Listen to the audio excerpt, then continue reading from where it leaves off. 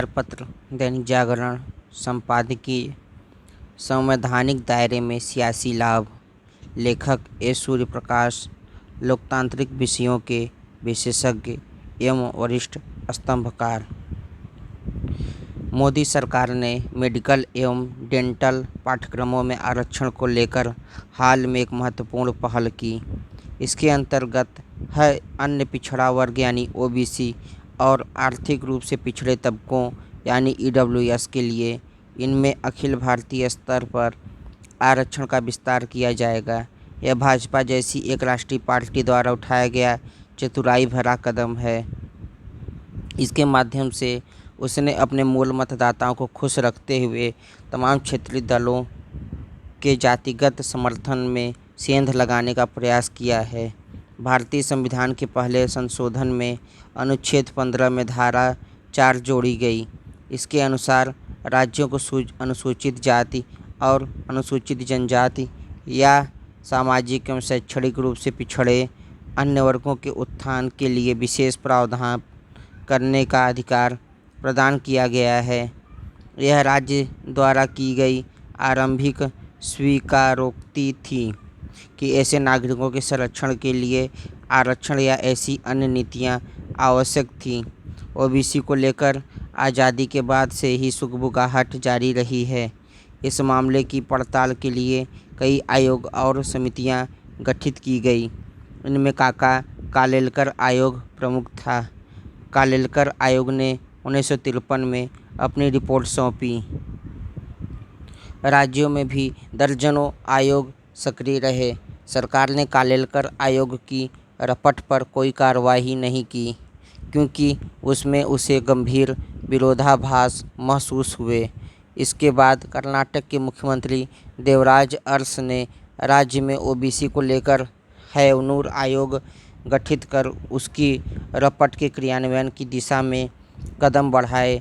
1978 में बिहार के मुख्यमंत्री कर्पूरी ठाकुर ने अपने राज्य में ओबीसी के लिए नौकरियों में आरक्षण की व्यवस्था का ऐलान किया। यह ओबीसी के उप वर्गीकरण के भी धूर समर्थक थे। इसके बाद मंडल आयोग की वजह से यह मुद्दा राष्ट्रीय स्तर पर मुखरित हुआ। मंडल आयोग का गठन 1979 में जनता पार्टी सरकार ने किया था। आयोग ने दिसंबर 1980 में अपनी रिपोर्ट दी। उसका उद्देश्य सामाजिक एवं शैक्षणिक रूप से पिछड़े वर्गों की पड़ताल और उनके सुधार के लिए उपाय सुझाना था। मंडल आयोग ने आर्थिक पिछड़ेपन का संज्ञान नहीं लिया। आयोग की दृष्टि में देश की 52% आबादी ओबीसी के दायरे में आती है, लिहाजा उसके अनुसार सभी नौकरियों में उनका 52% आरक्षण का अधिकार बनता था। हालांकि सुप्रीम कोर्ट ने आरक्षण पर 50% की सीमा निर्धारित कर दी। ऐसे में आयोग ने ओबीसी के लिए 27% कोटे की सिफारिश की। मंडल आयोग ने कहा कि अनुच्छेद 14 विधि के समक्ष समता की गारंटी देता है, लेकिन समता का सिद्धांत एक दो-धारी तलवार है। यह जीवन की दौड़ में सशक्त और अशक्त को एक ही पायदान पर रखता है। चूँकि आयोग का उद्देश्य सामाजिक एवं शैक्षणिक पिछड़ेपन की पड़ताल करना था, इसलिए आर्थिक पिछड़ेपन को चिन्हित करना उसके एजेंडे में नहीं था। उसने स्पष्ट रूप से कहा कि किसी समाज की मानवीयता के स्तर का निर्धारण इसी से होता है कि वह अपने कमज़ोर, अशक्त और साधनहीन सदस्यों को किस प्रकार संरक्षण प्रदान करता है। यद्यपि जाति अभी भी पिछड़ेपन को निर्धारित करने वाला एक प्रमुख कारक है, लेकिन समय के साथ उन गरीब वर्गों के स्वर भी मुखर हुए हैं जो सामाजिक ढांचे में ओबीसी से ऊंचे स्तर पर माने जाते हैं। उनका कहना है कि ओबीसी, एससी और एसटी के लिए विशेष प्राविधानों ने उनके लिए कोई खास गुंजाइश नहीं छोड़ी है। राज्य ने उन्हें तथाकथित अगड़ी जातियों में आंका और इसी आधार पर उन्हें विशेष संरक्षण का पात्र नहीं माना, लेकिन उनकी दयनीय आर्थिक दशा ने स्वतंत्र भारत में उभरे नए सामाजिक एवं आर्थिक समीकरणों में उनके अस्तित्व पर संकट पैदा कर दिए। यही भावनाएं मंडल आयोग की सिफारिशों के खिलाफ आक्रामक रूप से अभिव्यक्त हुई। मंडल के पक्ष विपक्ष में हुई लामबंदी ने पहले से ही विभाजित हिंदू समाज में विभाजन की खाई को और चौड़ा कर दिया। बीपी सिंह के जनता दल से जुड़े नेता इससे चिंतित नहीं हुए, क्योंकि आरक्षण विरोधी प्रदर्शनों से उन्हें अपना ओबीसी वोट बैंक मजबूत होता दिखा। इसके बाद जनता परिवार में कई विभाजन हुए। लालू प्रसाद की राजद, नीतीश कुमार की जदयू और एचडी देवेगौड़ा के जनता दल सेक्युलर ने ओबीसी कार्ड खेलकर अपने अपने राज्यों में सत्ता का स्वाद चखा। एक वक्त देश भर में एक छत्र राज्य करने वाली कांग्रेस पार्टी ओबीसी राजनीति के व्यापक प्रभाव का अनुमान लगाने में नाकाम रही। इसी कारण बिहार जैसे राज्यों से उसका सुपड़ा साफ हो गया और उसकी सियासी ज़मीन पर अन्य पार्टियां काबिज हो गई।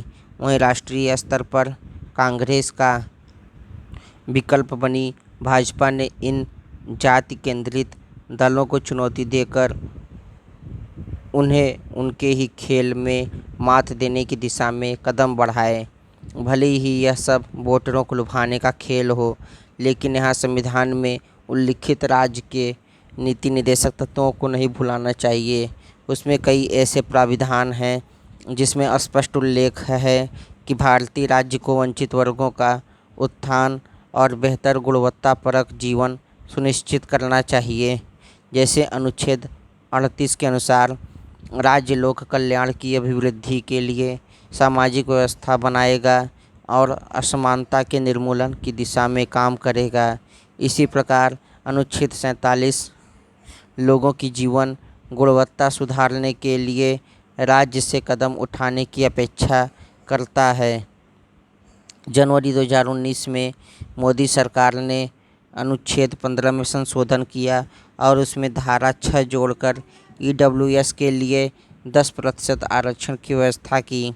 इसी प्रकार अनुच्छेद 16 में धारा 6 जोड़कर सरकार ने इसी वर्ग के लिए नौकरियों में भी अधिकतम 10% आरक्षण का प्राविधान किया।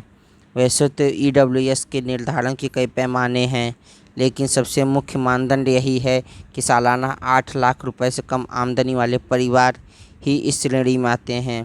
इस प्रकार मेडिकल में अखिल भारतीय स्तर पर ओबीसी और ईडब्ल्यूएस के लिए आरक्षण की पहल कर मोदी सरकार ने भले ही जाति केंद्रित दलों के वर्चस्व को उनके अखाड़े में मात दी हो, लेकिन यह पूरी तरह राज्य की नीति निर्देशक तत्वों की भावना के अनुरूप है।